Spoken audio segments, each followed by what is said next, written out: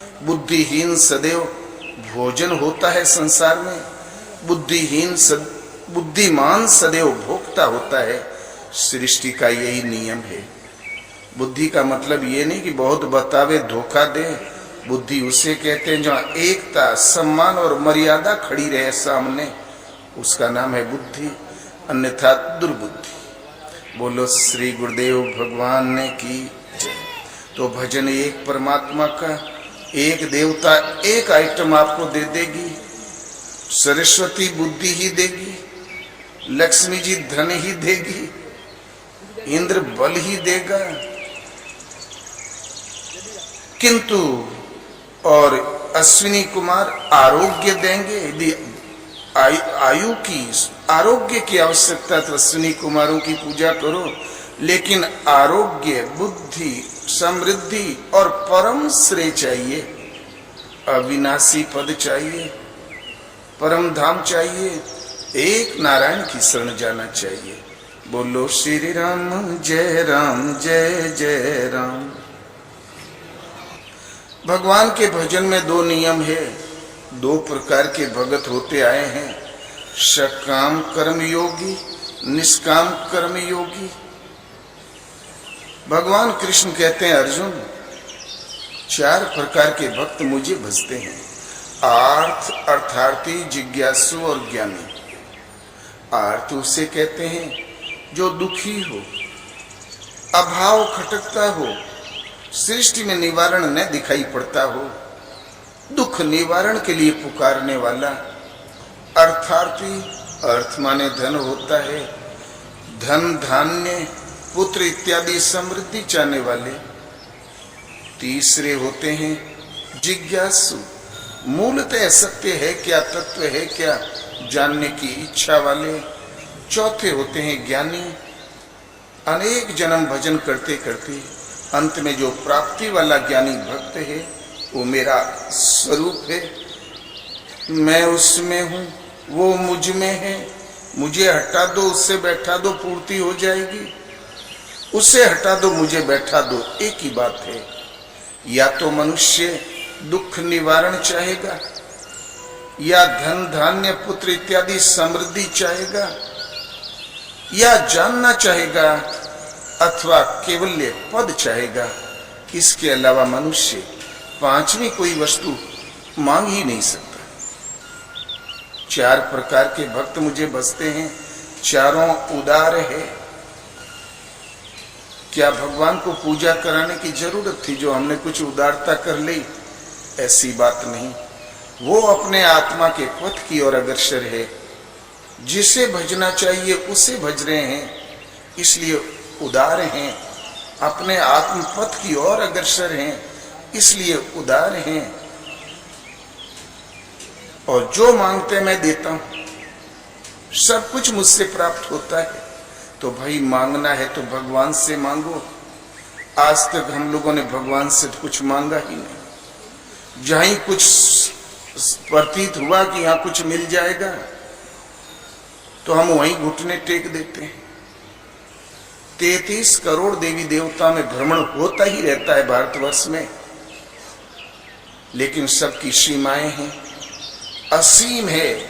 लोक समृद्धि और परम श्रेय केवल एक परमात्मा से ही संभव है। मांगने वालों की मांग भी बड़ी विकट होती है। अर्जुन, नियत कर्म से मुझे भजकर बदले में लोग स्वर्ग तक की कामना करते हैं, मैं देता हूं। तेतम भुक्त्वा स्वर्गे लोकम विशालम, क्षीणे पुण्य मृत लोकम विशंति। वे विशाल स्वर्ग लोक का उपभोग करते हैं, इंद्र पद को विभूषित करते हैं, किंतु जहां पुण्य क्षीण हुआ वहीं आके गिर जाते हैं। जहां से मांगना शुरू किया था, बेचारा फिर फुटपाथ पर, कंगाल का कंगाल, दरिद्र का दरिद्र। ऐसा फल ही किस काम का कि एक कुछ दिन रहे और फिर साथ छोड़ दे। फल अवश्य नष्ट हो जाएगा, क्योंकि उसने नश्वर ही मांगा था, अनित्य ही मांगा था। स्वर्ग हूं स्वल्प अंत दुखदायी। भगवान राम कहते हैं, लोग स्वर्ग भी स्वल्प थोड़े दिन का विश्राम, जब तक पॉकेट में पैसे तब तक घूम लो व्हाइट हाउस और 5 स्टार, फिर खत्म। स्वर्ग भी स्वल्प बहुत थोड़े दिन का, अंत दुखदाई, परिणाम में तुम्हारे लिए दुख का आरक्षण। स्वर्ग वाली कुर्सी खिसक गई, हम आगे फुटपाथ पर, तो दुख नहीं होगा क्या?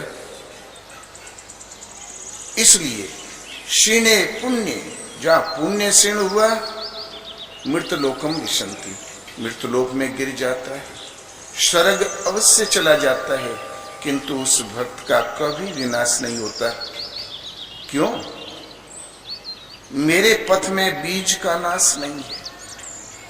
स्वल्पम मपस्य धर्मस्य त्रायते महतो भयात, इस धर्म गीतोक्त नियत कर्म का, इस आत्म पथ के नियत विधि का आचरण धर्माचरण है। इस धर्म का स्वल्प अभ्यास महान जन्म मृत्यु के भय से उद्धार करने वाला होता है। अर्जुन, अगले जन्म में जहां साधन छूटा वहीं से आरंभ करता है और कुछ एक जन्मों के अंतराल से वहां पहुंच जाता है जिसका नाम परम गति है, परम धाम है। नेहा भी कर्म नाशोस्ति पढ़ते वायु ने विद्यते स्वल्पम मपस्य धर्मस्य त्रायते महतो भयात। अर्जुन, इस निष्काम कर्म योग में आरंभ का नाश नहीं। बीजा जाम गया, अंकुर फूट गया, 2 पत्ती निकल आई, माया में कोई वज्रपात नहीं उसे कुचल दे। यदि इतना हुआ तो पेड़ होगा, शाखाएं होगी, फूल होंगे, फल होंगे और आपको मिलेगा। सीमित फल रूपी दोष नहीं कि स्वर्ग वैकुंठ में भरमा के तुम्हें खड़ा कर दे। इसलिए स्वल्पम मपस्य धर्मस्य त्रायते महतो भयात, इस निष्काम कर्म योग का, उस परमात्मा दर्शन वाली नियत विधि का स्वल्प अभ्यास महान जन्म मृत्यु के भय से उद्धार करने वाला होता है। मांगने निष्काम भाव से चलते हैं तो तीर की तरह लक्ष्य पे हम शीघ्र पहुंचते हैं। और यदि कामना करते हैं, अर्थ चाहिए, दुख निवारण चाहिए, जिज्ञासु, मांग करने वाला जैसी मांग वैसी मिल जाएगी।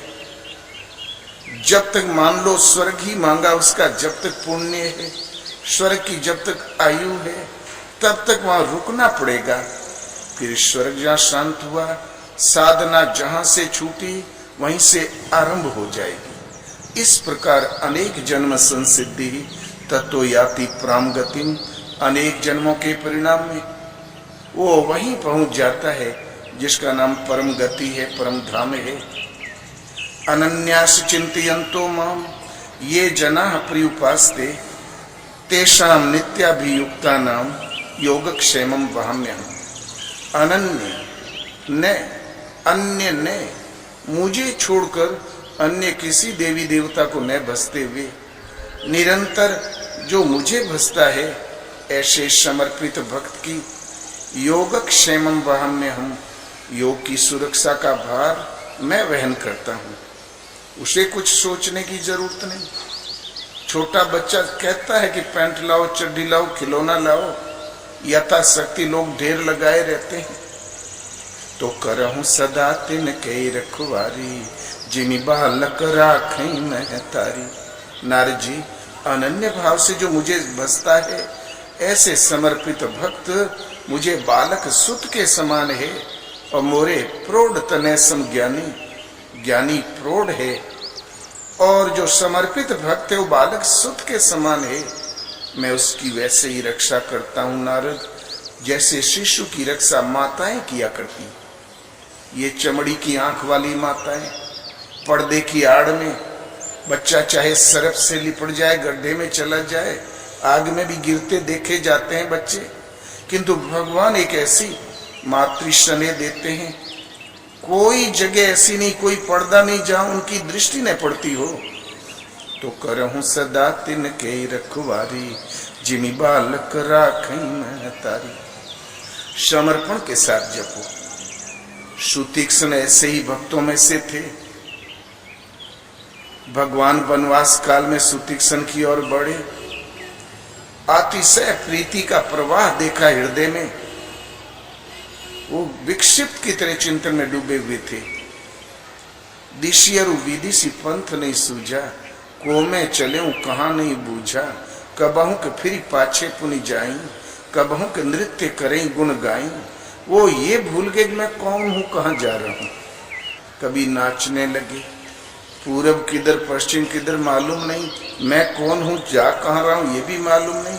प्रेम में वृत्ति प्रवाहित हो गई, संसारिक व्यवहार विस्मृत हो गया। अतिशय प्रीति देखी रघुवीरा, प्रगटे हृदय हरण भव भीरा। अतिशय प्रीति का प्रवाह देखा वृत्ति में, भगवान तुरंत हृदय में प्रकट हो गए भव बाधा हरने के लिए। जहां हृदय में स्वरूप दिखाई पड़ा, सुतीक्ष्ण बीच मार्ग में अचल होके बैठ गए। मुनि मग माज अचल होई बैसा, पुलक शरीर पनस फल जैसा। बीच रास्ते में स्थिर होके बैठ गए। शरीर रोमांच हो गया जैसे कटहल का फल हो। बीच रास्ते का तात्पर्य ये नहीं कि फुटपाथ पर बैठ गए हूं, पगडंडी के बीच में बैठ गए हूं। मार्ग तो दो ही है, प्रवृत्ति मार्ग, निवृत्ति मार्ग। आवागमन का पथ भक्ति मार्ग, केवल दो मार्ग। पर भक्ति मार्ग वो है जहां हृदय में स्वरूप आ गया, जिसे ढूंढते थे वो हृदय में आ गया। आगे जाएं कहां, ढूंढे किसे। तो अचल होके भक्ति पथ में एक ऐसा स्तर आता है, स्वरूप हृदय में आते ही साधक भाविक स्थिर होके बैठ जाता है। तो मुनिमग और आगे कोई सत्ता है ही नहीं, तो चल के किसे पुकारेगा, किसे ढूंढेगा। और प्रवृत्ति मार्ग, सदा प्रवृत्त रहो। जड़ चेतन स्थावर आनंद योनियों में चलते ही रहो, अंत कहीं नहीं।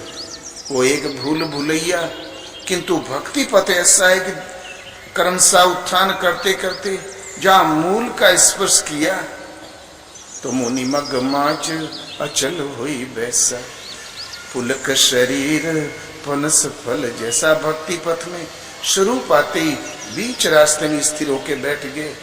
अभी भगत रास्ते में है, क्योंकि भगवान ने तो स्वीकृति दी ही नहीं। राम करीब आ गए। मुनि ही राम बहु भांति जगावा, जागन ध्यान जनित सुख पावा। मुनि को राम ने बहुत झकझोरा, सचेत करने की चेष्टा किया। किसी को क्लोरोफॉर्म सूंघा दो तो काट भी दो तो क्या जागता है। ये भक्ति का क्लोरोफॉर्म बहुत हिलाया डुलाया, कोई लाभ नहीं। जागन ध्यान जनित सुख पावा। भगवान ने एक उपाय किया कि भूप रूप तब राम दुरावा, हृदय चतुर्भुज रूप दिखावा। वो जो राम का जो वास्तविक स्वरूप जो सुतीक्ष्ण के दृष्टिपथ में था वो हटा दिया, चतुर्भुज रूप में प्रकट हो गए। सुतीक्ष्ण घबरा गए कि ये भूत कहां से आ गया, कहां गए मेरे प्रभु। वो विकल हो गए। मुनि अकुलाई उठा तब कैसे, विकलहीन मणि फणी भर जैसे। जैसे सर्प मणि खो जाने पर विकल होता है, ऐसे ही विकल हो गए सुतीक्ष्ण। और जहां घबरा के उठे, आंखें खोला तो बाहर राम खड़े थे। हृदय में जब स्वरूप आ जाता है, सृष्टि में जहां दृष्टि पड़ेगी वहां राम है। इसी स्थिति वाले महापुरुषों ने निर्णय दिया कि श्री आराम में सब जग जानी, करहूं प्रणाम जोर जुग पानी। क्योंकि उनको दूसरा दिखाई भी तो नहीं देता। भगवान ने कहा सुतीक्ष्ण तुम वर मांगो। सुतीक्ष्ण फिर घबराए, प्रभु ये भी करना पड़ेगा, आप मिल गए फिर भी मांगना पड़ेगा। हमने तो वर पर कभी विचार ही किया नहीं किया। कह मुनि हम वर कबहु न जांचा, समझ न पड़े झूठ का साचा। हमने वर पर तो कभी विचार ही नहीं किया, हमें समझ में नहीं आता सृष्टि में क्या झूठ है, क्या सत्य है। आपको जो प्रिय अच्छा लगे दे दें भगवान। भगवान ने कहा सुतीक्ष्ण, मैं तुम्हें अपनी अविरल भक्ति देता हूं। सुतीक्ष्ण फिर घबराए, बोले देखो भगवान हृदय में बने रहना। बोले हाँ हाँ, हमने वही दिया तुमको। उस गरीब को ये भी नहीं समझ में आया कि अविरल भक्ति कौन बीमारी है। इसलिए निष्काम कर्मयोगी, निष्काम भाव से करने वाला भाविक श्रद्धालु पथिक तीर की तरह लक्ष्य पर पहुंचता है। मांगने वाला थोड़ा लेट होता है, 2-4 जन्म का झटका लगता है। वस्तु मिली, वस्तु के उपभोग के लिए समय दिया, उतना समय हमारे भजन का कट गया। फिर जहां छूटा वहीं से पुनः जागृत हो जाता है। एक और जीव में क्षमता ही नहीं, सत्य को मांग ले। हम जब मांगेंगे तो अपने लिए एक धोखा, एक फंदा ही मांग बैठेंगे। क्यों? कि मनुष्य के पास मन है, बुद्धि है, इंद्रिय है, और है ही क्या। आंखों से जो देख लोगे झूठ। भगवान अगोचर है, वो सत्य इंद्रियों से अतीत है। मन से कल्पना कर लोगे, बुद्धि से निर्णय ले लोगे, वो भी झूठ। क्यों? भगवान मन बुद्धि से परे हैं। राम अतर्क्य कर्म बन बानी, मत हमारे यस सुनो भवानी। राम अतर्क्य है, कर्म से, मन से, वाणी से। तो भला मन वाणी के पकड़ में जो नहीं आने वाला है, तो बुद्धि से बहुत ही ऊंची ऊंची कल्पना करके क्या मांग लोगे। ये यंत्र ऐसे हैं, मन बुद्धि इंद्रिय माया तक सीमित है, इनकी दौड़ उतनी है, कैसे मांग लोगे। कदाचित मांग बैठोगे अपने लिए एक धोखा, एक फंदा मांग बैठोगे। देव ऋषि पद पर पहुंच गए, देव ऋषि नारद, इतनी उन्नत अवस्था वाला महापुरुष, एक बार मांग बैठे। जब मांगा तो अपने लिए बेड़ियां मांग लिया, फंदा मांग लिया। वो तपस्या में बैठे थे, उन्हें श्राप था दक्ष प्रजापति का कि घूम घूम के भले घर के लड़कों को चौपट करते हो, साधु बना लेते हो। हमारे 10,000 परिवार के लड़कों को आपने संत बना दिया। जाओ, मैं श्राप देता हूं, 2 घड़ी से ज्यादा कहीं बैठोगे तो सिर दर्द होगा, तब तो भागोगे। अब नारद जी, न कहीं रुकोगे न किसी का घर बिगाड़ोगे। नारद जी सचमुच 2 घड़ी में सिर दर्द होने लगे। बेचैन घूम रहे थे, पहुंच गए हिमालय की तलहटी में। गंगा की पावन धारा के किनारे एक गुफा दिखाई पड़ी। नारद को बहुत अच्छी लगी, गुफा में चले गए। बैठ के जहां भगवान का स्मरण किया तो सुमिरत हरि ही श्राप गति बाती, सहज विमल मन लागी समाधि। हरि का स्मरण करते ही श्राप की गति समाप्त हो गई, सहज निर्मल मन में समाधि लग गई। कैसा भी श्राप हो, जादू टोना हो, मंत्र तंत्र जंत्र हो, भूत प्रेत पाक कुछ भी हो, यक्षनी रक्षनी कुछ भी हो, हरि भक्तन के पास न आवे भूत प्रेत पाखंड, न श्राप ने जादू टोना। सचमुच के भक्त हो तो वहां आशीर्वाद की जरूरत ही नहीं, क्योंकि भगवान तो आगे पीछे चल रहा है। जहां हरि का स्मरण किया समाधि लग गई, श्राप की गति पीछे लौट गई। इधर देवराज इंद्र का सिंहासन डगमगाने लगा।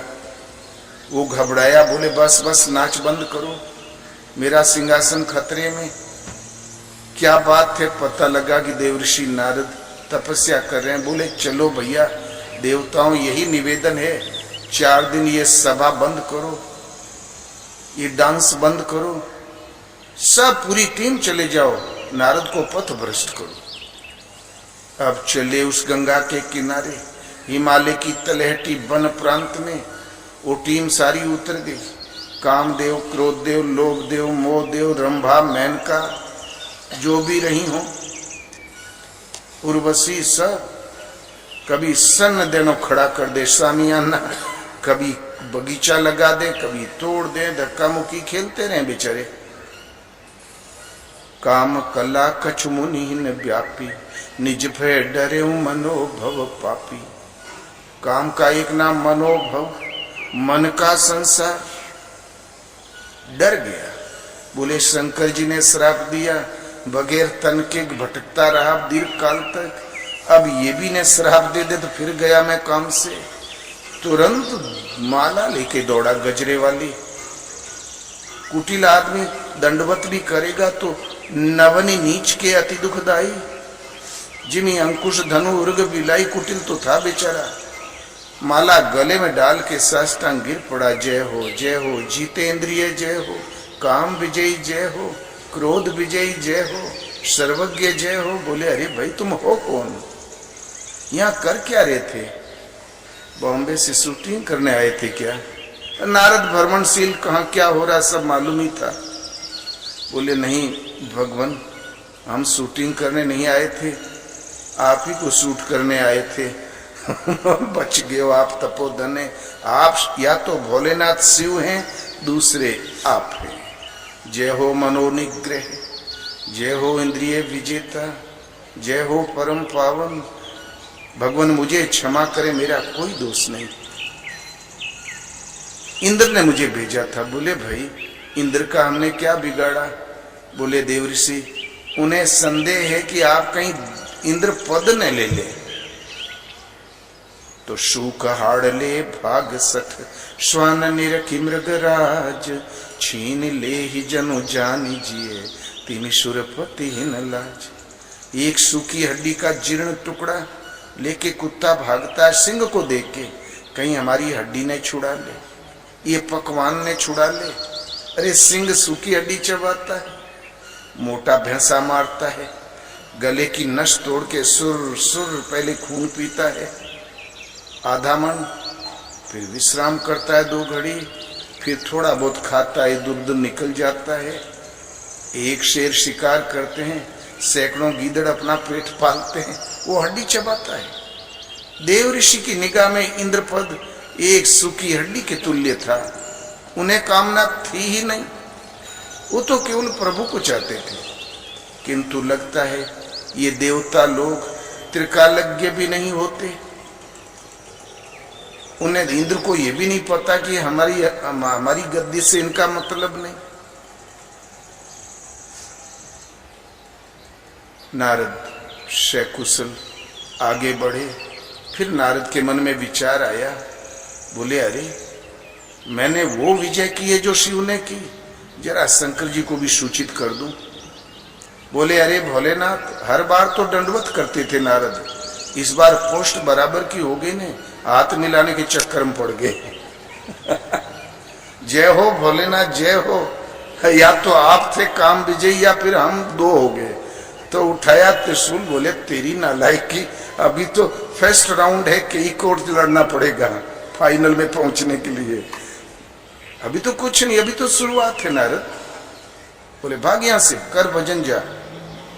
चेला भी भोलेनाथ का ही था। तो बोले राग साग पोद के बैठे हैं, अपने बराबर किसी को देखना नहीं चाहते। भोलेनाथ खाली रूपे भर है भोलेनाथ का। चलो मैं अब अपने पापा से कहूंगा, पिताश्री से। पहुंच गए विधाता के पास। बोले अरे हमने ऐसी ऐसी परीक्षाएं हुई, हमें पता ही नहीं चला, और कामदेव ने कहा कि तुम शिव के बराबर विजेता हो। तुरंत विधाता चौके। बोले अरे बेटा, माया बड़ी प्रबल है, ये तो कुछ भी नहीं है, अभी असली चोटियां तो आगे है युद्ध की, और सावधान होके लग। चल दिए नारद। है तो पिता, लेकिन पुत्र की कीर्ति भी नहीं देख सकते। देख हमसे जो कहा भगवान से मत कहना, बहुत समझाया। सीधे पहुंचे भगवान के पास। बोले हमने तो विजय कर ली। तब भगवान सोचे अरे बेचारा उधर से बच्चा इधर अहंकार के चक्कर में पड़ गया। तो भगवान रूख बदन करी बचन मृदु, बोले रमा निवास तुमरे सुमरण ते मिटही, काम क्रोध मद मार। नारद जी आपके लिए क्या कहना, जो आपका स्मरण कर ले उसके काम, क्रोध, लोभ, मोह सब विकार मिट जाते हैं। स्वयं आपके लिए कौन बड़ी बात। नारद कहूं सहित अभिमाना, कृपा तुम्हारी सकल भगवाना। बड़े अभिमान से कहा, आपकी कृपा भगवान। सोचा अब तो हमने जीत ही लिया, भगवान ही क्या करेंगे। भगवान ने देखा मेरा अंतरंग भक्त है, इसकी तो घड़ी चल रही है, इसकी रक्षा करनी ही चाहिए। भगवान ने एक व्यवस्था दे दी। थोड़ा नारद आगे बढ़े तो एक दिव्य लोक दिखाई पड़ा। लोक के नर नारी बड़े सुंदर, बड़े सुशील, बड़े हरि भगत।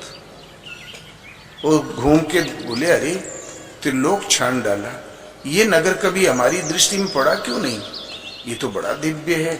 इतने में राजा साहब आए, राजकन्या को लेकर चरणों में प्रणाम कराया। बोले जरा हस्तरेखा तो देख ले। तो रूप देखी मुनि विरति विसारी, बड़ी बेर लगी रहे निहारी। वही काम विजेता नारद ताकते रह गए। भौचक का देख के वो राजा बोले, भगवान कोई अनिष्ट गृह आ पड़ा है क्या, आप बहुत उदास हैं। तो कछुक बनाई भूप सन भाखे। नारद झूठ सच बोलने लगे, कुछ गड़ गुड़ के बता दिया, हाँ हाँ सुलक्षणा है। सोचा असली लक्षण बता दूंगा तो कौन हमारे जैसे फटीचर को अपनी कन्या देगा। सब गुण विचारी उर राखे, कछुक बनाई भूप सन भाखे। और विकल हो गए कि जप तप नियम होई है नये ही काला, हे विधि मिलहि कवन विधि बाला। जब तब नियम तो रात भर का समय, कल सुबह स्वयं भर, रात भर में कितनी तपस्या कर लूंगा। हे विधाता, हे देव, वो कौन उपाय है कि कन्या हमारा वरण कर ले। फिर सोचा कि भगवान के समान तो हितैषी हमारा कोई नहीं। मोरे हित हरि श्रम नहीं कोई, यही समय सहाय सोई हुई। चले भगवान की ओर, भगवान रास्ते में मिल गए। बोले अरे नारद विकल की तरह कहाँ चले। बोले प्रभु आप ही के पास। बोले बोलो बोलो क्या चाहिए तुम्हें। मांग लेते ही ब्याह करवा दो तो हो गया होता है। लगे भगवान को भी चकमा देने। जन्म भर तो यही ज्ञान बताया है इन्होंने, जहां काम तहां राम नहीं, जहां राम तहां काम, कबहू संगन रह सके तुलसी छाया घाम। अभी थोड़ी देर में कहां से दूसरा ज्ञान बता देंगे ये।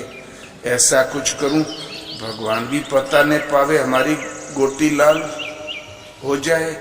बोले सोचा जयमाला तो उससे वर्ण करेगी कन्या जो सर्वोपरि सुंदरता वाला होगा।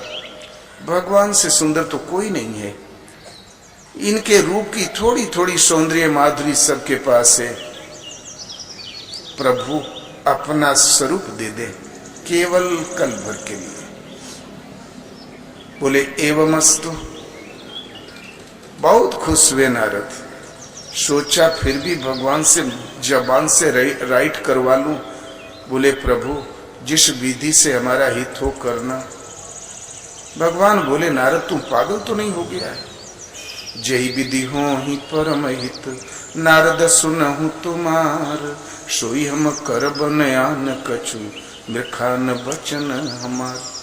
तू हित की बात कहता है, परम हित शाश्वत हित जिसमें तुम्हारा होगा हम वही करेंगे, हमारा वचन अन्यथा होता ही नहीं। नारद समझे काम बन गया। भागते हुए गए, लात खा के चले आए। जे दिस बैठे नारद फूली, तेई दिस तेही ने बिलोकी भूली। एक निगाह पड़ी तो जल बुताई कन्या। पिताजी को हो क्या गया, क्या इस पवित्र सभा में ये बंदर भालू। पिताजी का दिमाग कहां चला गया। क्या सर्कस मंडली है यहाँ पर। जिधर बैठे थे ताका ही नहीं। नारद ही ठहरे।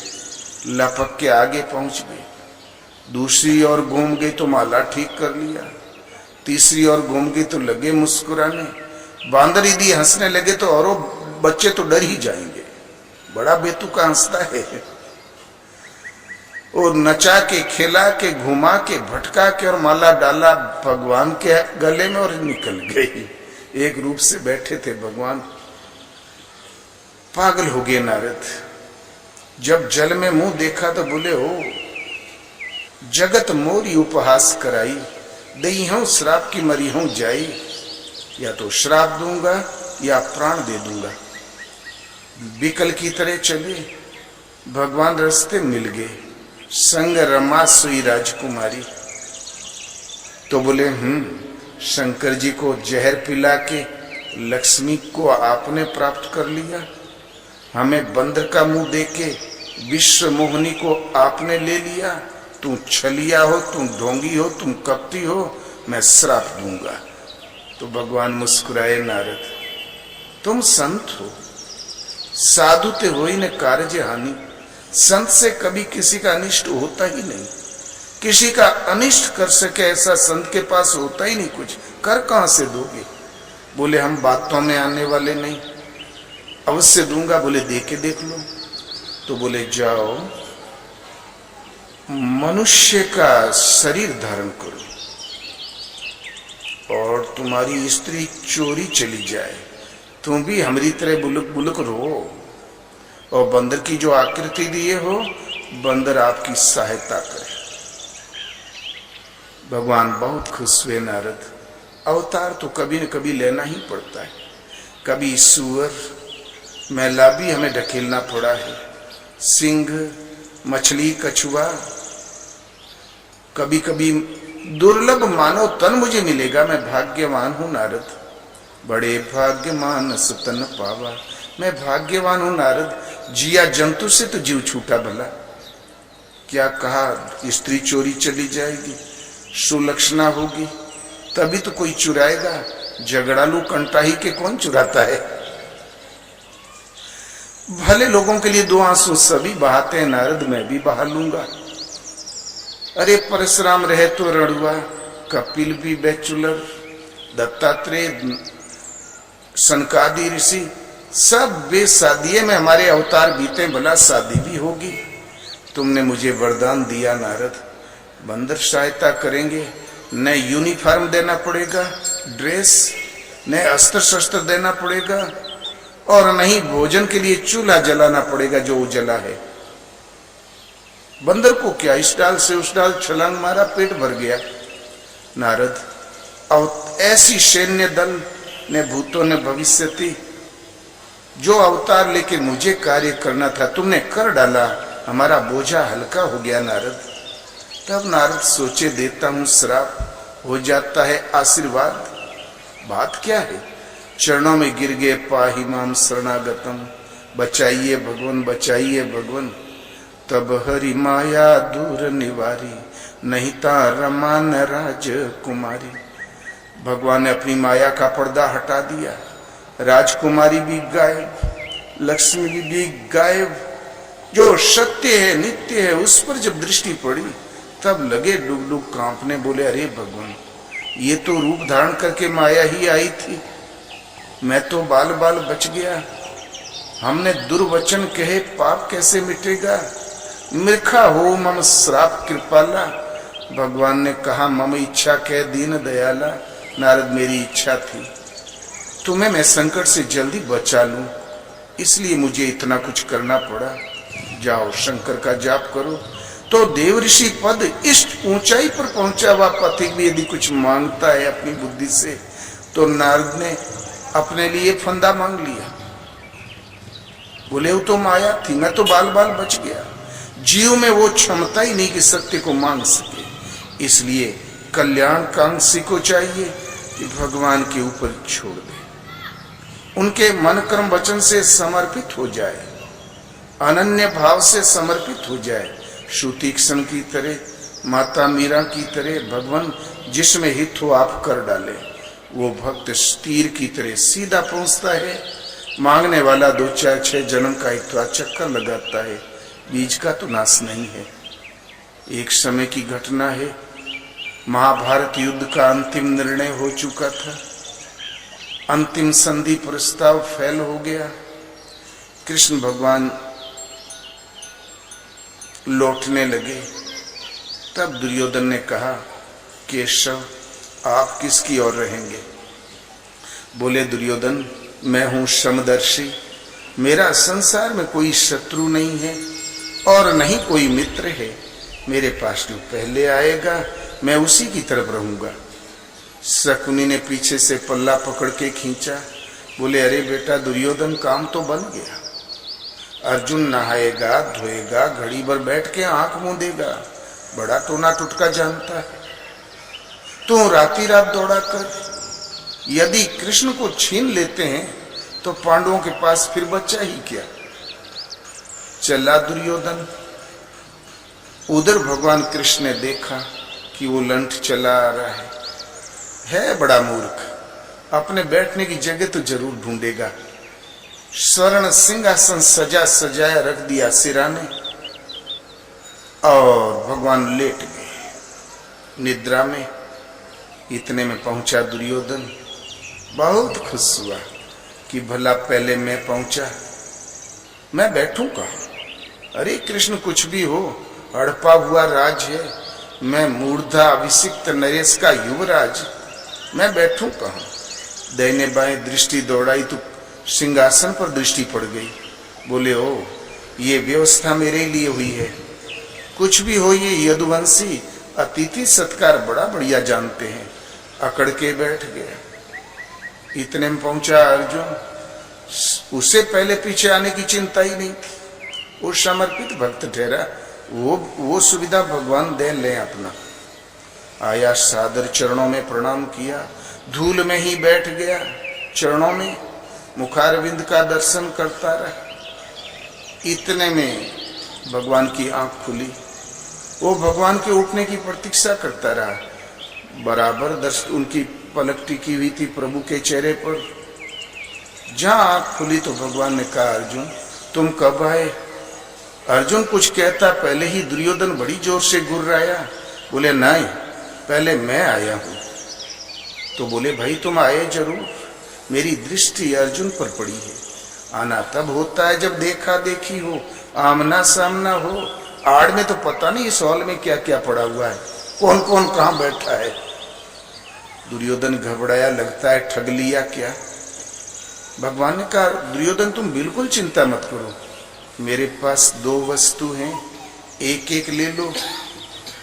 एक तो मेरी नारायणी सेना, जिसने पराजय का मुंह आज तक कभी नहीं देखा, वो अजय है।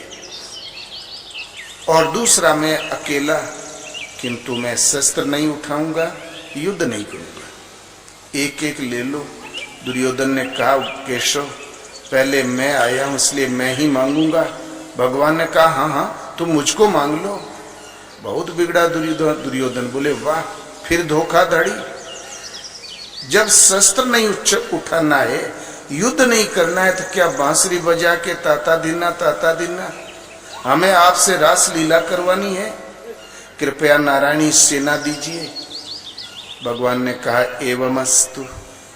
सैन्य समूह में दुर्योधन खड़ा हुआ, घूम के अर्जुन और कृष्ण की ओर देखा तो सोचा, अरे विजय तो हो गई, अब इनके पास बचा ही क्या है। अब बजाया करो बांसुरी और दिया करो उपदेश। चल दिया। इधर भगवान ने अर्जुन से पूछा, अर्जुन तुम? बोले, प्रभु पहले मांगने के लिए कहते, मैं आप ही को मांगता। मुझे नारायणी सेना नहीं चाहिए, मुझे सृष्टि का कोई बल नहीं चाहिए, ऐश्वर्य नहीं चाहिए, इंद्र पद भी नहीं चाहिए गोविंद, मुझे केवल आप चाहिए। मेरी इच्छा सदैव से रही है कि भगवान आपका वरद हस्त मेरे सिर पर सदैव बना रहे। आप जैसे जैसे आदेश देंगे मैं युद्ध करता रहूंगा। ठीक 18वें दिन नारायणी सेना का पता नहीं रह गया। 11 अक्षौणी सेना का अधिपति दुर्योधन जांघें टूट गई धूल में लौट रहा था। विजय अर्जुन को मिली तो जाके रथ पर केसो ताका कौन अंदेशो। भगवान से कदाचित मांगना ही पड़े तो भगवान को ही मांग लो। क्यों? जहां भगवान रहते हैं वहां समृद्धि रहती है, वो अविनाशी है। वो सर्वज्ञ है, वो लक्ष्मीपति है, वो काल से अतीत है, अनंत स्वरूप है। आपके पास भी अनंत स्वरूप, काल से अतीत स्थिति, सर्वज्ञ पद, लक्ष्मी के स्वामी। भगवान जब किसी को अपनाते तो अपनी भगवत्ता ही दे देते। इसलिए प्रभु के सामने जाओ, कदाचित मांगना ही पड़े तो भगवान को ही मांग लो ना। क्या ही दे दो, वो दे दो।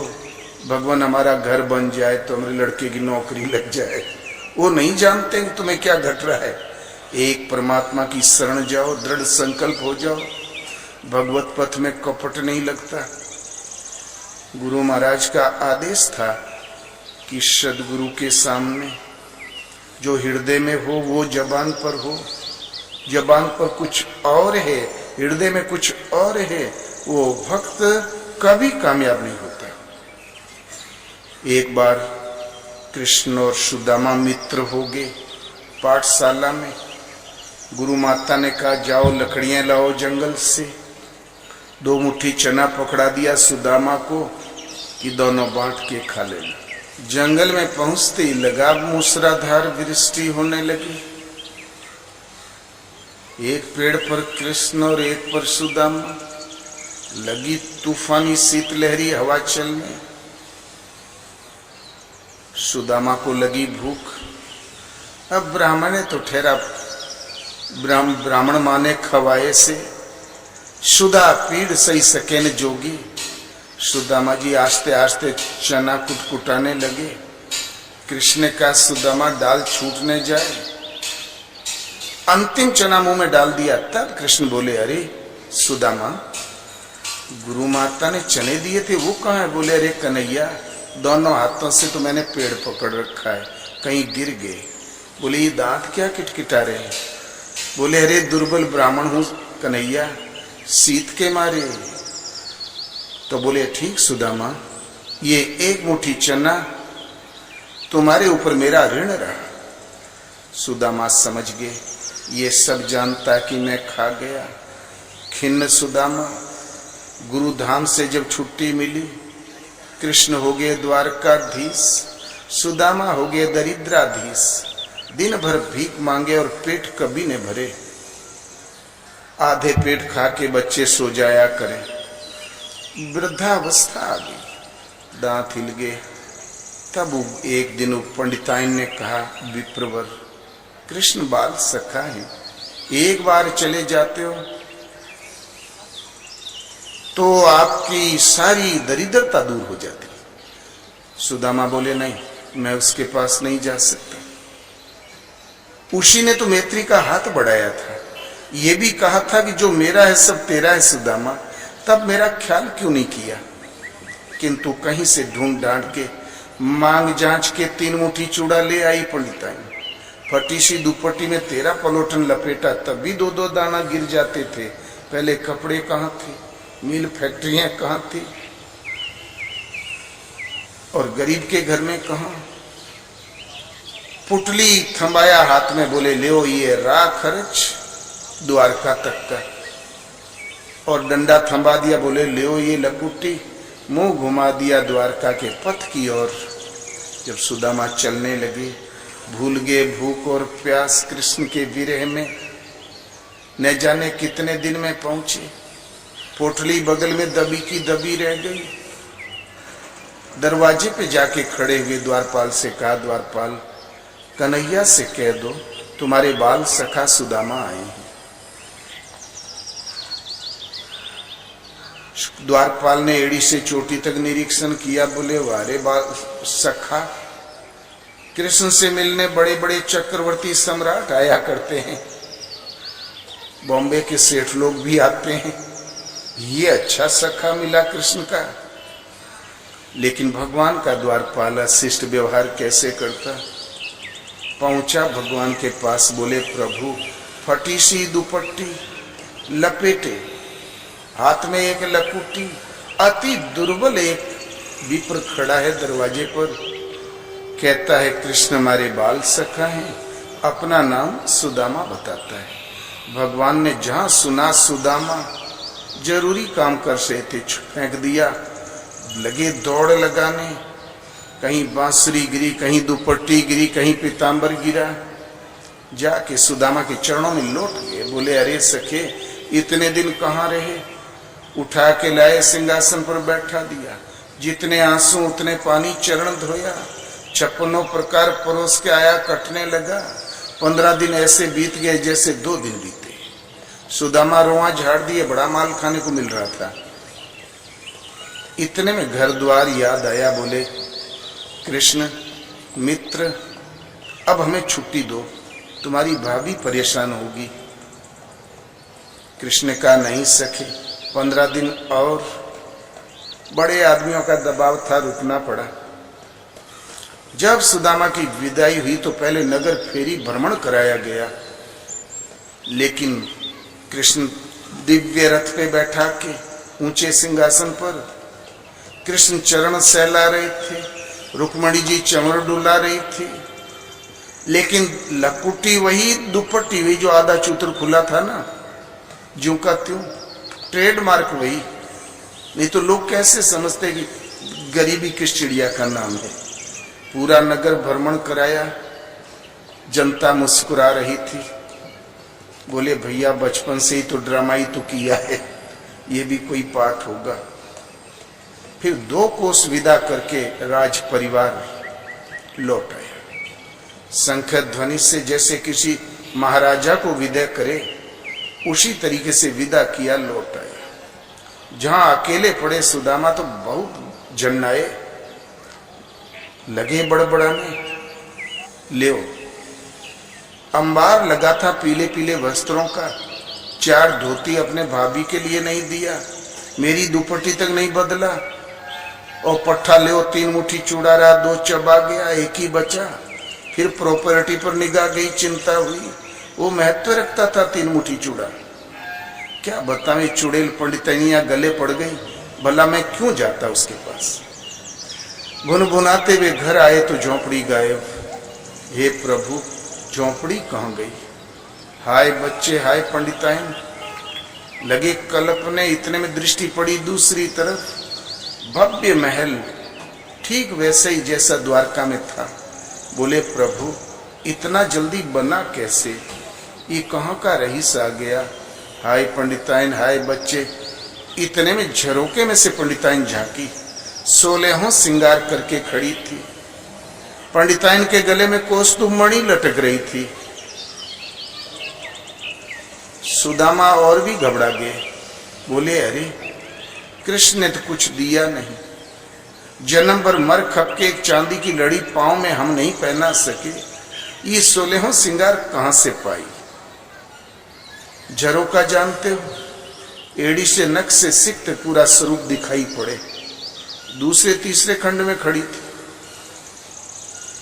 देख के सुदामा अदृश्य आशंका से घबराए और मूर्छित हो गए। दौड़ के आए पंडिताइन, उठा के ले गई, उसी सिंहासन पर लेटा दिया जिस सिंहासन पर चरण धुलाई हुई थी।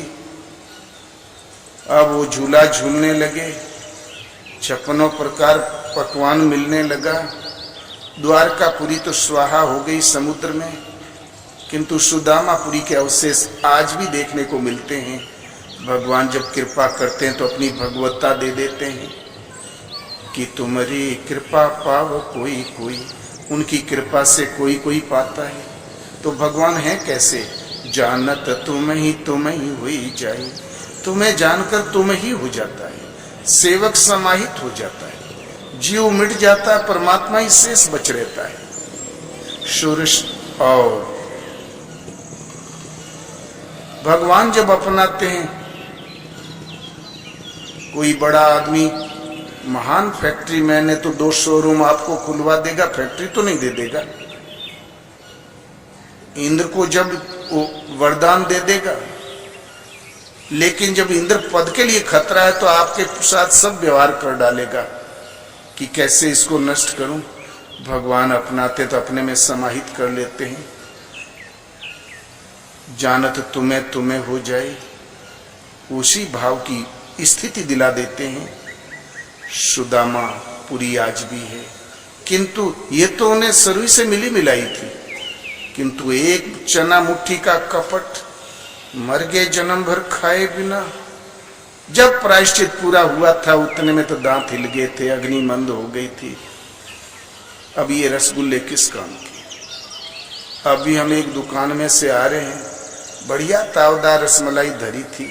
हम बोले यही जवानी में मिल गई होती तो हम खा गए होते 2-1 किलो। अब साला इतना सा खूंट के आ रहे हैं। अग्निमंद हो गई, सब कुछ मिला। इसलिए सदगुरु और भगवान के सामने जो हृदय में हो वो जबान पर, हृदय में कुछ और है, जबान पर कुछ और है, उस साधक कभी कामयाब नहीं होता। विद्वान थे वेद व्यास, द्वापर की घटना है। उनके सर्वोपरि शिष्यों में से थे महर्षि जैमिनी।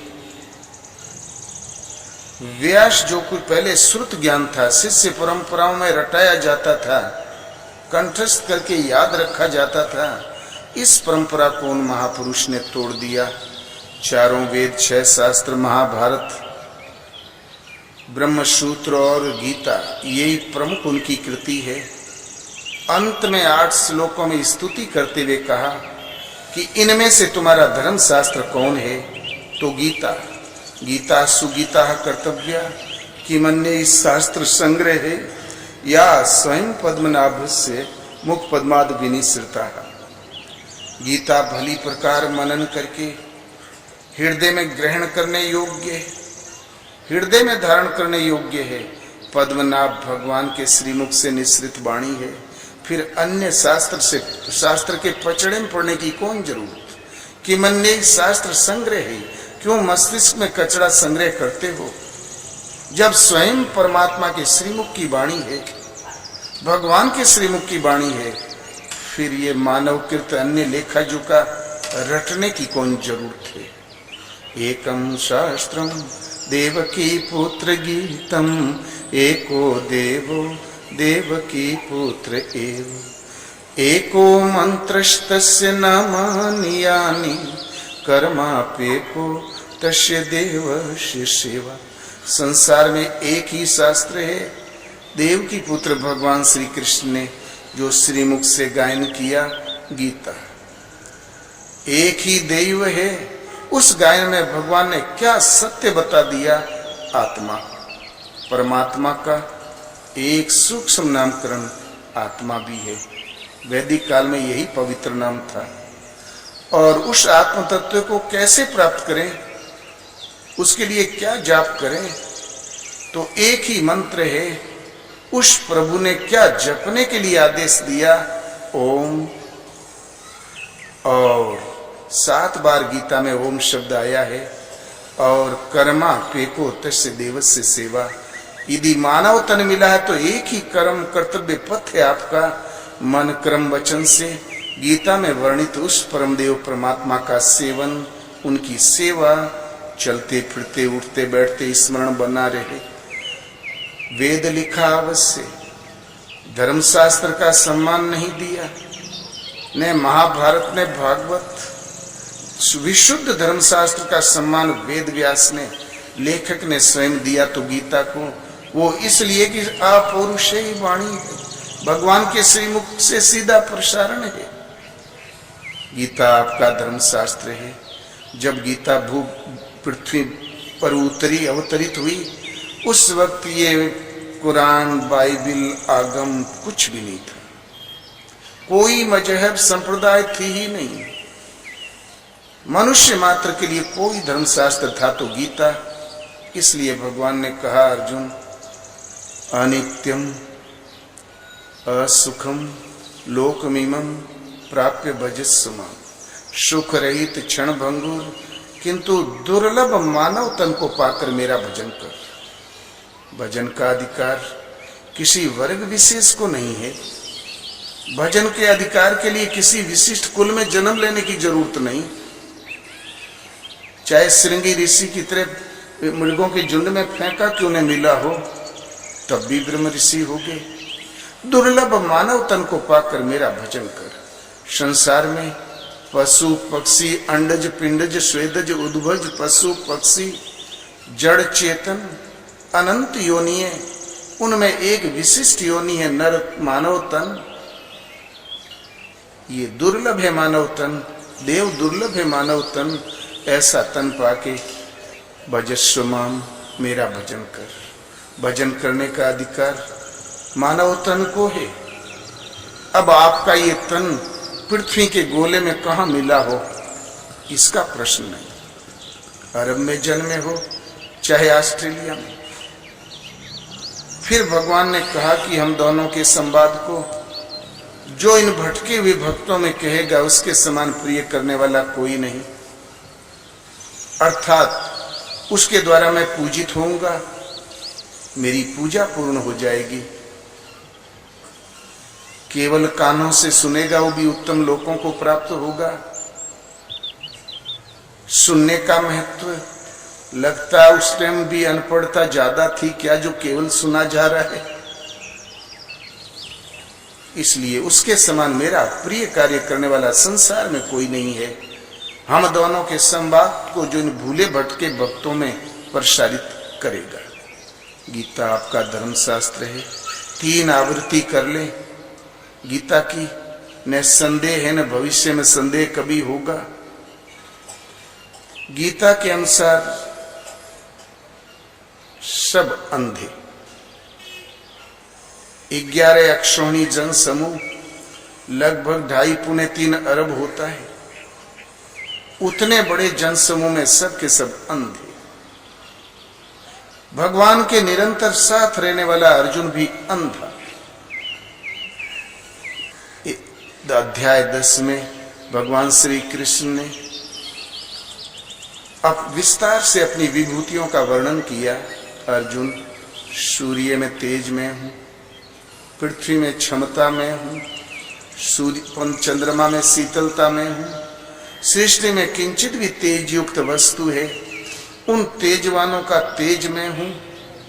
किंचित भी तेज युक्त वस्तु है मेरे तेज के अंश मात्र से तेजवान है। इसलिए अर्जुन तू मेरी शरण आ। अर्जुन ने कहा, भगवान आप जो कह रहे हैं सब सत्य है, मैं मानता हूं, मेरा अज्ञान दूर हुआ, किंतु मैं प्रत्यक्ष देखना चाहता हूं। सुनने और देखने में बहुत फर्क है। किसी ने कह दिया उधर पिंजड़े में शेर बंद है तो अटकल तो लगा दोगे, ऐसा होगा वैसा होगा, देखोगे तभी न वस्तु स्थिति पता चलेगी।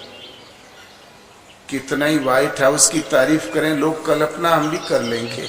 सही वो जानता जो सचमुच उसमें घूमा है, बैठ के देखा है। प्रभु मैं देखना चाहता हूं, यदि सुलभ हो सके तो कृपा करें। भगवान ने कहा, अर्जुन प्रिय सखा हो, अनन्य भक्त हो, ऐसा कुछ भी नहीं जो मैं तुझे न दे सकूं। ले तुम मेरे उसी स्वरूप को देखो, सर्वत्र फैले हुए मेरे तेज को देख, अश्विनी कुमार और सप्तऋषियों को देख, चराचर जगत को मुझ में एक स्थान पर खड़ा देख। 2-3 श्लोक तक भगवान बताते चले गए। अर्जुन को कुछ समझ में नहीं आया, वो आंखें मलता रह गया। सहसा भगवान रुक जाते हैं, अर्जुन तुम मुझे इन आंखों से नहीं देख सकते, ले अब मैं तुझे वह दृष्टि देता हूं जिससे तुम मुझे देखो। भगवान तो सामने खड़े ही थे। जहां दृष्टि का संचार हुआ अर्जुन में लगा कांपने, ज्वर चढ़ाया, धनुष कंधे से कब गिर गया पता ही नहीं। अब लड़खड़ाई आवाज में लगा स्तुति करने, प्रभु मैंने आपके आदि का निर्णय कर पाता हूं, ने अंत का ने मध्य का। अमित प्रभाव वाले आप कौन हैं? वो शूतपुत्र, कर्ण, जयद्रथ, भीष्म, द्रोण, दुर्योधन, अन्य ने पृथ्वी के योद्धा बड़े वेग से दिव्य अस्त्र लेके दौड़ते हैं, आपके मुखों में चूर्ण होते चले जा रहे हैं। आप सब ओर से चबाते चले जा रहे हैं। ये सब क्या है भगवान? लोग कहते हैं अहिंसा अहिंसा, मछली मत खाओ तो चूंटी मत मारो।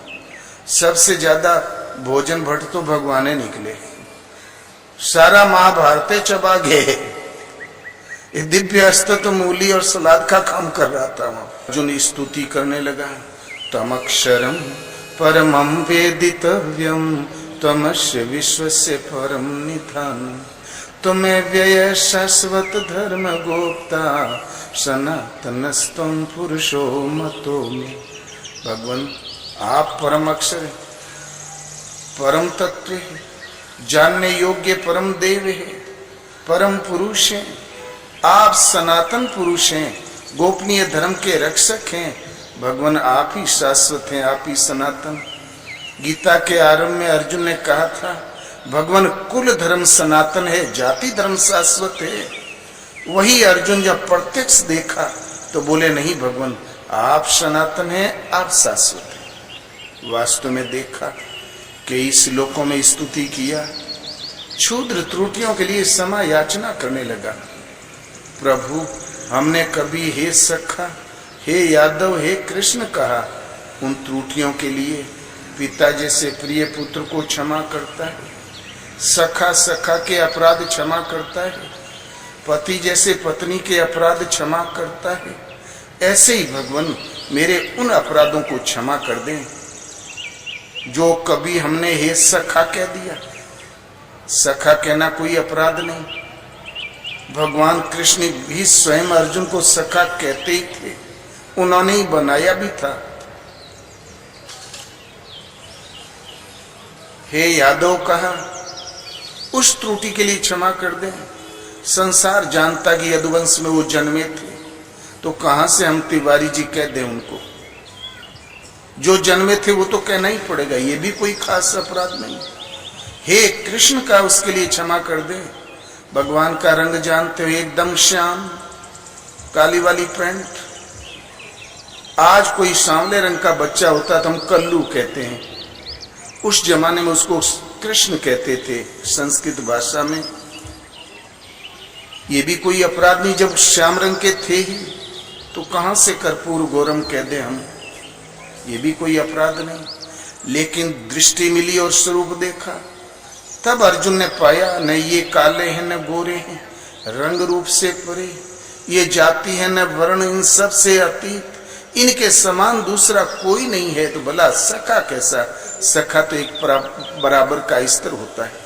इसलिए क्षुद्र त्रुटियों के लिए क्षमा याचना करने लगा और कहा गोविंद सौम्य स्वरूप में आइए, मुझ भयभीत को सांत्वना दीजिए। आपने क्षमा किया ये मैं तब समझूंगा जब आप सौम्य स्वरूप में आए, मुझे सांत्वना दें। तुरंत भगवान सौम्य स्वरूप में आए और भयभीत अर्जुन को विधिवत सांत्वना दिया। कृष्ण कहना अपराध है, अर्जुन ने क्षमा मांगा और भगवान ने क्षमा कर ही दिया। एक बार कृष्ण कहने पर अपनी भूल पर तो गिड़गिड़ा के कई बार क्षमा मांगा, क्षमा मिल भी गई। कृष्ण कहना अपराधी है, तब हम भगवान का भजन कैसे करें, कृष्ण का भजन कैसे करें? आपको भजन वैसे ही करना है जैसे उन महायोगेश्वर ने, उन परमात्मा ने स्वयं करने का आदेश दिया। अर्जुन ओमेति काक्षरम ब्रह्म व्याहरम माम नुस्मरम यह प्रियाति त्यजन देहम शयाति परमाम गति। ओम अक्षय ब्रह्म का परिचायक है अर्जुन, तो इसका जाप कर। माम नुस्मरण मेरे स्वरूप का ध्यान धर। अभ्यास इतना उन्नत हो गया कि त्यजन देहम, देहा अध्यास का त्याग हो जाएगा। सुतीक्षण की तरह को मैं चलूं कहां नहीं बूझा। देहा अध्यास से जिस क्षण ऊपर उठ जाओगे ततो तत्सन परम गति प्राप्त कर लोगे। तो हमें जाप वैसे ही करना है जैसे उन परम प्रभु ने करने के लिए आदेश दिया भगवान ने। कृष्ण गोविंद गोपाल ये तो कीर्तन है, गुणानुवाद है, चरित्र चिंतन है, जरूर करो। लेकिन भजन करना है साधना के लिए, तो वैसे ही करना होगा जैसे भगवान कृष्ण ने स्वयं करने के लिए आदेश दिया। 7 बार ओम शब्द आया है गीता में। और अर्जुन अंधा था, निरंतर साथ रहने वाला, कंधे से कंधा मिलाकर चलने वाला अर्जुन अंधा, वो भगवान को तब देख सका जब भगवान ने दृष्टि प्रदान कर दी। यही दृष्टि वेद व्यास की कृपा से संजय को मिली थी। जो कुछ अर्जुन ने देखा अक्सर से संजय ने भी वही सब कुछ देखा। उसके प्रभाव से अपने आप को परलोकवासी भी बनाया। और भगवान कृष्ण की कृपा से अर्जुन को मिली। बाकी खाली धृतराष्ट्र अंधा नहीं, सब अंधे। कबीर ने गीता का ही अनुवाद किया के समझाई सारा जग अंधा, एक दोई होई तिन्हि समझाओ, सब ही भुलाने पेट के धंधा, के समझाई सारा जग अंधा। क्या पेट का धंधा गलत है क्या? पानी के घुड़वा पवन यसवरवा, ढर की पड़ल जैसे ओश के बूंदा, के समझाई सारा जग अंधा। शरीर एक पानी का घोड़ा है। अभी जांच हुई तो करीब 94% पानी निकला और 6% ठोस इस शरीर में। ये पानी का बुलबुला, पानी का घोड़ा, श्वासा अस्वार, और जब जाना होता है ना, ढरे की पड़ल जैसे ओस के बूंदा। देखते हो शीतकाल में गांव में पत्तियों पर ओस की बूंदे मोती की तरह चमकती रहती है। पहली किरण सूरज की पड़ी, सटाक देना चली जाएगी जमीन में।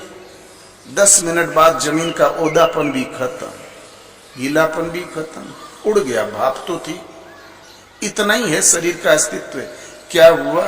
बोले खा पी के सोए थे भैया, हार्ट अटैक। यहां से चंगा खासा गया, कोई खबर नहीं। 2 दिन में खबर आई, बोले एक्सीडेंट। तो ढर की पड़ल जैसे ओश के बूंदा, के ही समझाई सारा जग अंधा। गहरी तो इससे उबरने के लिए हम करें क्या? करना होगा भजन। संसार को भवसागर, भवसरिता, भवकूप की संज्ञा दी है महापुरुषों ने। तो गहरी नदिया अगम बह धारा, खेवन हार के पड़ी गया फंदा, के समझाई सारा जग अंधा। भवशरीरता बड़ी अथाह है, गहरी नदियां अगम्य है।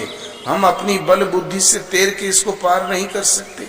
इसके लिए चाहिए खेने वाला केवट, सदगुरु, कर्णधार सदगुरु दृढ़ नावा। लेकिन दौड़ के जब गुरु ढूंढने जाते हैं तो गुरु भी जाल में फंसा हुआ मिलता है। खेने वाला मिलता है, वो भी फंदे में फंसा हुआ मिलता है। माया की बेड़ियां उसके भी पांव में। तो खेवन हार के पड़ी गया फंदा, के समझाई सारा जग अंधा। किसको समझावे? पूरा जगत अंधा।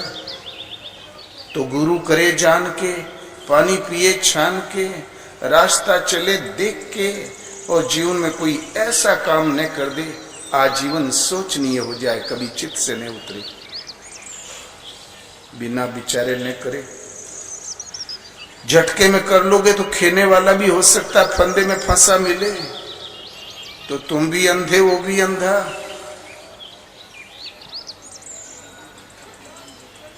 जिस वातावरण में हम उलझे हैं, जिस फुलवाड़ी में हम मुग्ध हैं, लागी आग शकल बन जरी गए, विनु गुरु ज्ञान भटकी गया बंदा। ये त्रेतापों की ज्वाला लपट उठाई करती है संसार में। एक दिन जो ये हमारा पुत्र, हमारी पत्नी, हमारा परिवार, हमारे पापा, हमारी समृद्धि, हमारा ऐश्वर्य, ऐसी एक हवा चलेगी, सकल बन जल गया। किसी को पता था गुजरात में जो भूकंप आया, किसी को पता था कि अभी 10 मिनट बाद हम मर जाएंगे? वंश समेत समाप्त। पेटागन टूटा तो मालूम था, 50,000 एक पल में समाप्त। ये प्रकृति का झोंका आएगा तो बस जो कुछ है सब स्वाहा। हम ही मात्र चले गए। तो कहत कबीर सुनो भाई गुनिया, और देह मुए पाछे मर गई दुनिया। जब लौट के हमें देखना ही नहीं तो हमारे लिए तो महाप्रलय हो चुका। तो लागी आग शकल वन जरी गया, जो कुछ हमने फुलवाड़ी अर्जित कर रखी है रात दिन मर कब के, एक ऐसा लपट आएगी प्रकृति की त्रेतापों की, स्वाहा। ऐसा क्यों हुआ? इससे बचने का उपाय है सदगुरु का ज्ञान। वो मिला नहीं इसलिए ऐसा हुआ। तो बिनु गुरु ज्ञान भटक गया बंदा, कि समझाई सारा जग अंधा। अंत में कहते हैं, कहत कबीर सुनो भाई संतों, एक दिन जाई लंगोटी झार बंदा, कि समझाऊं सारा जग अंधा। कबीर कहता है, गुरु के ज्ञान बिना था तो बंदा, था तो भगवान का अंतरंग सेवक मात्र से। भजन सभी करते हैं, लेकिन भजन खटाई में क्यों चला जाता है? सदगुरु के दर्शन नहीं हुए इसलिए, गुरु का ज्ञान नहीं मिला इसलिए। अंत में कबीर निर्णय देता है, कहत कबीर सुनो भाई साधो, एक दिन दृढ़ संकल्प हो, प्रतिज्ञाबद्ध हो, लंगोटी झाड़ बंदा, गुरु महाराज की शरण में जाओ, संयम के पक्के हो जाओ, लंगोटी बंद हो जाओ, अवश्य प्राप्त कर लोगे। एक दुई होई तिनई समझाओ, एक दो हो तो जी जान से पीछे पड़े, किंतु A to Z 1,25,000 सब के सब, पूरा भारत, पूरा वर्ल्ड। एक दुई होई तिनई समझाओ, सब ही भुलाने पेट के धंधा, के समझाई सारा जग अंधा। 18 क्षणी जन समूह में सब अंधे, जो अरबों में होते हैं। दृष्टि तब निरंतर भगवान के साथ रहने वाला अर्जुन अंधा, दृष्टि मिली तब देख पाया। वेद व्यास की कृपा से दृष्टि मिली संजय को। कबीर भी कहता है सब अंधा। अंधा तब तक है जब तक कि गुरु का ज्ञान ने जागृत हुआ, इसलिए भटक रहा है। मानस में तुलसीदास जी ने आरंभ में दिया निर्णय कि जो कुछ रामायण में लिखा है देखने की क्षमता हमें कब आएगी। तो श्री गुरु पद नख मणि गण ज्योति, सुमिरत दिव्य दृष्टि होती। दलन मोहतम शोष प्रकाशु, बड़े भाग्य रे आवई जासु। गुरु महाराज के पद नखों की ज्योति मणि माणिक्य के तुल्य है। इसका स्मरण करने से हृदय में दिव्य दृष्टि का संचार होता है। दलन मोहतम शोष प्रकाशु, मोह से उत्पन्न दलन मोहतम शोष प्रकाशु, बड़े भाग्य रे आवई जासु। उगरहि विमल बिलोचन हिय के, मिटहि दोष दुख भव रजनी के। वो लोग भाग्यशाली हैं जिनके हृदय में गुरु महाराज के चरण ध्यान की स्थिति में उतर जाए, आ जाए। किसी ने श्रम किया, चरण हृदय में ले लिए तो लाभ क्या? उगरहि विमल बिलोचन हिय के, हृदय के निर्दोष नेत्र खुल जाएंगे। मिटहि दोष दुख भव रजनी के, आवागमन जन्म मृत्यु के दोष और दुख मिट जाएंगे।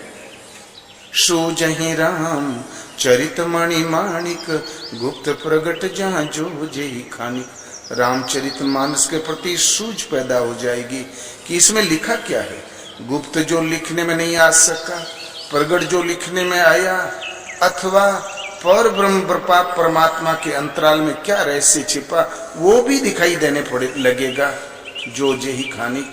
इसलिए आंख खुलने का तरीका भगवान कृष्ण गीता के अनुसार कृष्ण के शब्दों में एक महान योगेश्वर परमात्मा का स्पर्श करके परमात्मा स्वरूप परमात्मा ही थे। उनकी कृपा से अर्जुन को आंख मिली। वेद व्यास भी अवतार कहलाए महायोगेश्वर थे, उनकी कृपा से संजय को गोस्वामी जी कहते हैं गुरु महाराज के चरण की ज्योति मणि माणिक के हृदय में चरण आते ही उभरे विमल विलोचन ये के। कबीर कहता बिनु गुरु ज्ञान भटक गया बंधा। सब महापुरुषों का निर्णय एक है, वो चाहे किसी भाषा में बोले हो, प्रत्यक्षदर्शी है तो कैसे कह देगा कि दूसरी प्रकार का है। उनके भाव एक मिलते हैं। इसलिए संसार में भगवान एक, प्राप्त करने की विधि एक, रास्ते मिलने वाली सुविधा एक जैसी, परिणाम एक, अभय पद की प्राप्ति, शाश्वत शांति, अनंत जीवन, सदा रहने वाली समृद्धि, यही है भगवान का परिणाम। काल से अतीत स्थिति, इस संपूर्ण साधना को विधिवत प्राप्त करना है। गीता देखो, गीता आपका धर्म शास्त्र है। वो 5000 वर्ष से पहले से है वर्ड, किंतु हम भूल गए। नया गढ़ना कुछ नहीं है, जो विस्मृत थी केवल स्मरण करना है।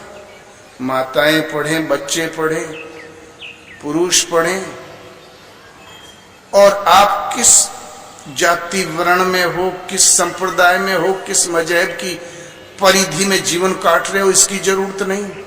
जो जहां है दुखी अवश्य है। मानव के हृदय में दुख के कारणों का निवारण और सहज सुख की प्राप्ति का साधन है गीता, और सीधा परमात्मा के श्रीमुख की है वाणी गीता। आपका मानव का धर्म शास्त्र एक ही है गीता। अभी कुंभ मेले में इसको महापुरुषों ने, विश्व धर्म परिषदों ने कहा कि यही एक धर्म शास्त्र है। ये भारत का भी राष्ट्रीय ग्रंथ है, विश्व का विश्व दर्शन है। यदि भगवान कृष्ण के हजारों वर्ष पश्चात किसी ने ये स्वीकार ही कर लिया ईश्वर एक है, जैसे मूसा हुए, शुक्रात हुए, ईसा हुए, 4000 वर्ष पश्चात हजरत मोहम्मद साहब हुए, कहते हैं एक ईश्वर सत्य है, तो गीता का संदेश वाहक है। गीता लियो, फूट खत्म, एक पिता के पुत्र कहलाओगे, शांति मिलेगी, विश्व गुरु पूर्वज थे और आप हो जाओगे। लेकिन झोंपड़ी से महलों तक इसको पहुंचाओ। हो सके तो 2-2 गीता बांट दो अपने पड़ोसी को। ये अन्नदान से भी बड़ा दान है। हमारा ख्याल है प्राण दान से भी बड़ा दान है। प्राण तो चमड़ी का बचाओगे, ये आपके स्वरूप को प्रदान करेगी। इसलिए गीता आपका धर्म शास्त्र है, सबको लेना चाहिए। शायद कहीं आज तो स्टॉल नहीं दिखाई देता, लगा जरूर ले लें। एक मीटिंग होटल में नहीं खाओगे तो मिल जाएगी, दूसरी मीटिंग घर खा लेना। 50, 60, 70 रुपया लगता ही होगा। बोलो श्री गुरुदेव भगवान की जय। बोलो श्री राम जय राम जय जय राम।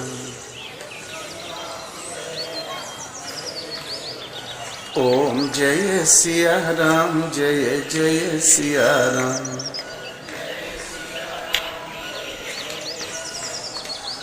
सोई पावन सोई सुभग शरीरा,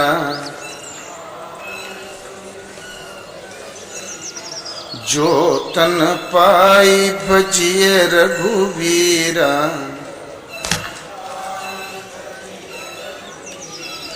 बोलो श्री राम जय जय राम।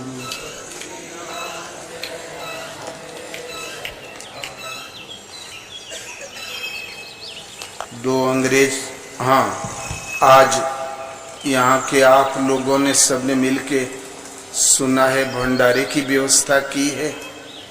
सब ये भगवान का प्रसाद है। थोड़ा थोड़ा प्रसाद जरूर लेंगे, पूर्ण भोजन करें। कदाचित पेट गड़बड़ हो तो थोड़ा अवश्य लें, ये भगवान का प्रसाद है। तुलसीदास जी को निमंत्रण गया था नाभा जी का। तुलसी ने कहा नाव की जात है, कौन खाने जाए। वो नाव के शुक्ला जी पना चढ़ गया। वो डूबे थे पहले, घर छोड़ने से पहले, बांदा जी लेके। भगवान ने कहा अरे तू उसे नाव कहता है, वो मेरा स्वरूप है, मैं उसके हृदय में हूं। तुम प्रसाद नहीं लोगे, तुम्हारी भक्ति नष्ट हो जाएगी। भागे तुलसीदास रात को 2 ही बजे। पहले कहां सवारी साधन, कहां टेम्पू, लगे दौड़ते हाँफते। सोचा कहीं पहली पंगत चूक न जाऊं तो भक्ति 10% कम न हो जाए। गए तो पहली पंगत बैठ चुकी थी, ठसाठस लोग भरे थे। जूतियां जहां खोली गई थी उन्हीं को टाल के बैठ गए तुलसीदास। पहली पंगत चूकने जाऊं नहीं तो भगवान कह देंगे ले तुम पहली पंगत चूक गए। पूड़ी सुड़ी आई हाथ में ले लिया, दाल साग आया तो ले, किसमें पत्तल तो पहले बढ़ चुके थे। तो एक साफ सुथरा जूता उठाया, वही बढ़ा दिया आगे, झटके में परोसने वाले ने डाल भी दिया। तब बोले हैं कौन है जूते में ले रहा है। तब सबकी निगाहें उन पर गिरी तो बोले अरे ये तो महात्मा तुलसीदास जी हैं। तब नाभाजी खुद आए, गले मिले, अपने आसन पर बैठाए, पवित्र भोजन कराए। तो भगवान का प्रसाद कभी नहीं चूकना चाहिए। भक्ति 10% घटी ने आ जाए और भजन चलते फिरते उठते बैठते सोते जागते नाम याद आया करे, स्मरण बना रहे। लड़का खिलाते, रोटी बेलते, खुरपी चलाते, ड्यूटी में जाते, झूठ करो सच करो कुछ भी करो, हर परिस्थिति में नाम स्मरण बना रहे। श्रद्धा और समर्पण के साथ एक परमात्मा के प्रति दृढ़ संकल्प हो जाओ, श्रद्धावान हो जाओ, प्रेम पूरी हृदय से सुमरण बना रहे। तब सोने में सुहागा। सुबह शाम बैठ के आधा घंटा 20 मिनट समय अवश्य देना चाहिए। ये नियम खंडित नहीं होना चाहिए। कदाचित लाश भी पड़ी हो दुर्भाग्य से तो 5 मिनट समय अवश्य दो। नियम खंडित होना ही नहीं चाहिए। बहुत रुदन करने से जी तो नहीं जाएंगे।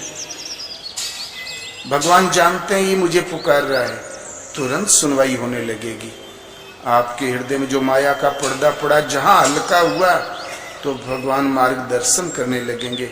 बेटा ये करो और वो मत करो, अब जागो, अब भजन करो, वो गुरु महाराज दर्शन करो। तो खेवनहार फंदे में पड़ा हुआ खेवनहार तो हम करेंगे तो मिल जाएगा, लेकिन भगवान ढूंढ देंगे तो कभी नहीं। संत विशुद्धि मिलई परिते ही, राम कृपा करी चितमा जेही। 2 रोटी में कभी नहीं चूकना चाहिए। संतावित सेवा करो। बोलो श्री गुरुदेव भगवान ने की।